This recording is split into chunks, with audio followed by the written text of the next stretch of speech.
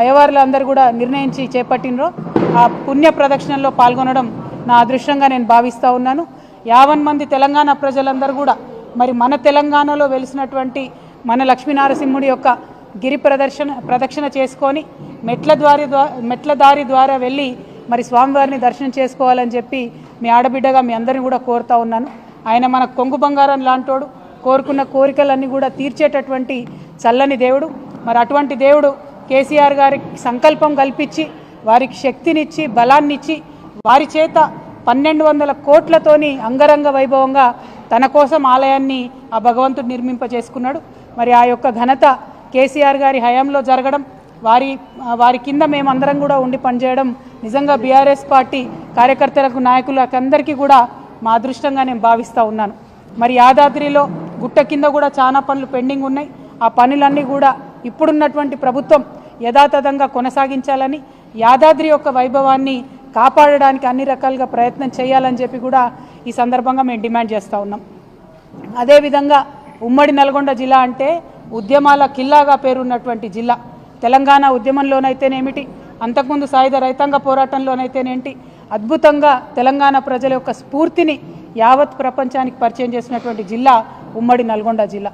మరి ఆ ఉమ్మడి నల్గొండ జిల్లా అభివృద్ధి అనేటటువంటిది తెలంగాణ ఉద్యమం అప్పటి నుంచి కూడా మనందరికీ ఉన్నటువంటి కళ.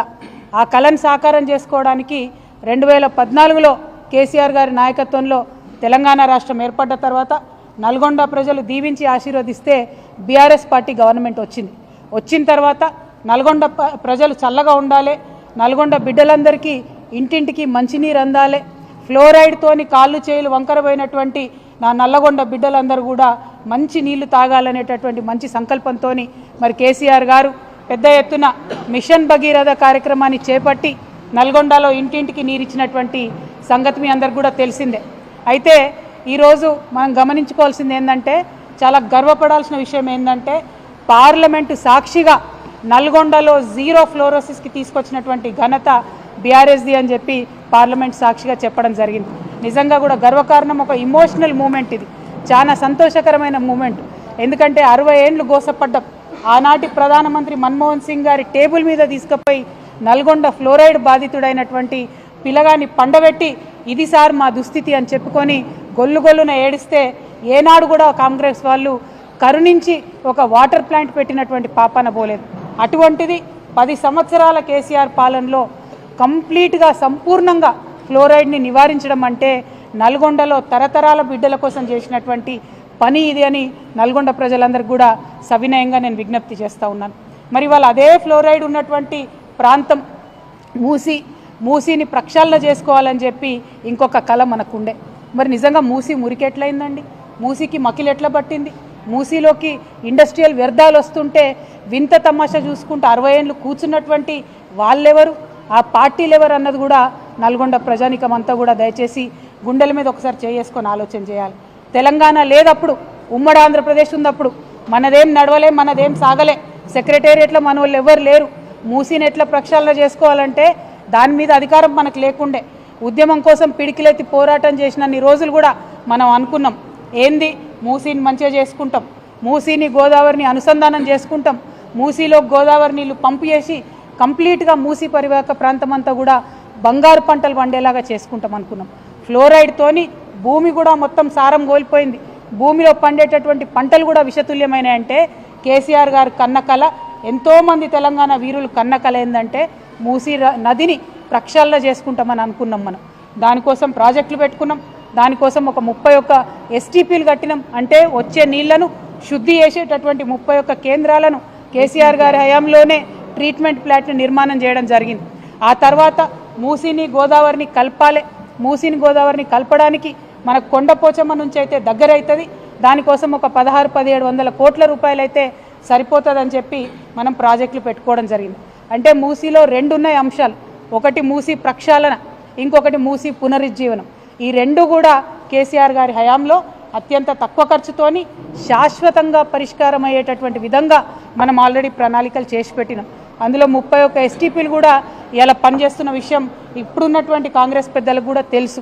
వాళ్ళ అధికారంలోకి వచ్చినాక ఏం చేసిండ్రు, కేసీఆర్ గారు పెట్టిన 3 ఎస్టీపీలనే ఇప్పుడు మళ్ళీ వాళ్ళు ప్రారంభించి కొత్తగా ఏదో సాధించినట్టు జబ్బలు జరుచుకుంటున్నటువంటి పరిస్థితి మనకు కనబడతా ఉన్నది.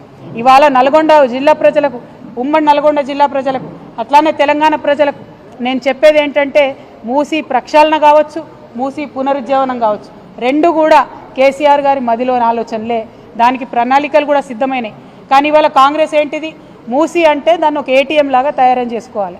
మూసీ గోదావరికి 1700 కోట్లతోని కొండపోచమ్మ సాగర్ నుంచి దగ్గర దారి లింకేజ్ ఉండంగా 7500 కోట్లు పెట్టి కాంట్రాక్టర్ల కోసం మల్లన్న సాగర్ నుంచి తీసుకొచ్చేటటువంటి సరికొత్త ప్రణాళికను ఇప్పుడు తెర మీదకి తీసుకొస్తా ఉన్నారు. మరి 7500 కోట్ల ప్రజాధనం దుర్వినియోగం చేయడానికైనా ఈ నల్గొండ జిల్లా బిడ్డ ఉత్తమ్ కుమార్ రెడ్డి గారు ఇరిగేషన్ మంత్రిగా ఉన్నారని చెప్పి నేను ఇవాళ ప్రశ్న వేస్తా ఉన్నా. దీనికి ఉత్తమ్ కుమార్ రెడ్డి గారు సమాధానం చెప్పాలి. అంతకుముందున్న ప్రాజెక్టుల ప్రాబ్లం ఏంది? 1700 కోట్లతోని కొండపోచమ్మ సాగరు మూసి అనుసంధానం చేసేటటువంటి ఆస్కారం ఉన్నప్పుడు కొత్త ప్రాజెక్టు 7500 కోట్లతోని ప్రజాధనం దుర్వినియోగం చేయాల్సిన అవసరం ఏముందని మేము ప్రశ్నిస్తూ ఉన్నాం. అదేవిధంగా మరి మూసీ ప్రక్షాళన అంటే ఏంటిది? మూసీలో ఉన్న మురికి నీళ్ళు ప్రక్షాళన చేయాలి. కానీ కాంగ్రెస్ పార్టీ వారి దృష్టిలో మూసీ పరివాహక ప్రాంతంలో ఉన్న పేద ప్రజల ఇండ్లను ప్రక్షాళన చేసే కార్యక్రమం వాళ్ళు మొదలుపెట్టింది. ఆ పేద ప్రజల ఇంటి మీద పడి బుల్డోజర్లతో కొడుతున్నటువంటి పరిస్థితి. మరి ఆనాడే మేము ఆలోచన చేసినాం, మూసీ రివర్ డెవలప్మెంట్ కోసం ఒక బోర్డు పెట్టినాం. దానికి సుధీర్ రెడ్డి గారు చైర్మన్గా కూడా ఉన్నారు.